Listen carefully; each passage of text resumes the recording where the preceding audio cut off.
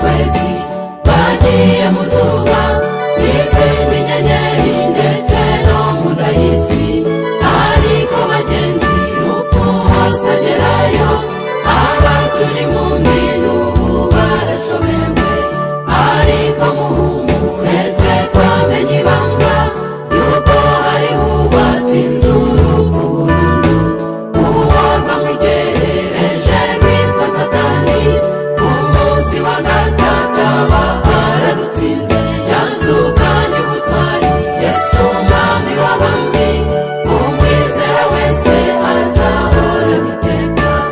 Abahanga b'isi ntako batagerageje, bashakisha izinzi y'uwo mubisha rupfu.